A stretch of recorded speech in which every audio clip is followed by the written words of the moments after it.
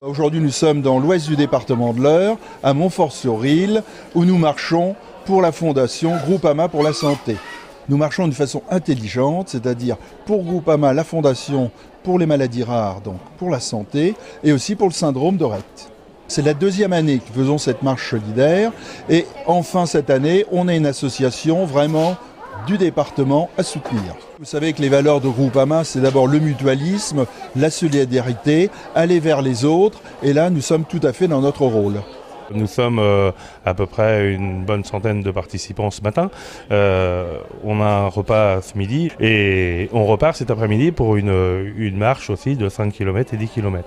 Les gens qui veulent participer pouvaient appeler l'institutionnel à Évreux pour s'inscrire, ou alors ils arrivaient ce matin et nous on prévoyait au pied levé pour les repas de ce midi. Mais on accueille tout le monde et le plus de monde possible bien sûr, parce que tous les fonds reviennent pour la Fondation Groupama pour la santé ou alors pour l'Association française du syndrome de Rett. Le syndrome de Rett, c'est une maladie génétique orpheline qui entraîne un retard moteur et une déficience mentale plus ou moins sévère. Les petites filles grandissent normalement jusqu'à peu près l'âge de 1 ou 2 ans avant de régresser progressivement. Elles perdent l'utilisation des mains, elles font parfois de l'épilepsie, etc. Ça entraîne un polyhandicap. L'Association française du syndrome de Rett a maintenant un peu plus de 25 ans.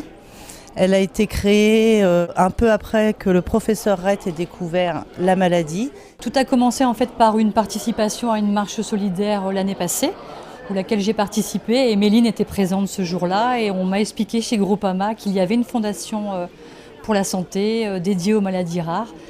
Et c'est là que les liens se sont créés avec Groupama, qui nous a proposé un partenariat cette année avec l'Association française du syndrome de Rett. On a effectivement des possibilités pour la recherche et on aimerait que ce soit sur un investissement pour un logiciel qui permet aux jeunes filles de communiquer via un système de eye tracking, donc un peu spécialisé, mais un système de communication c'est par un laser.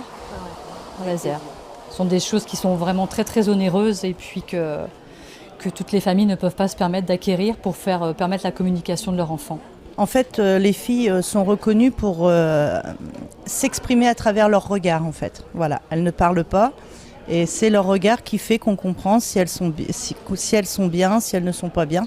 Et c'est vrai que ce logiciel qui est tout neuf et qui est excessivement onéreux nous permettrait à nous parents de communiquer un peu avec nos enfants. À bientôt sur tvie.tv.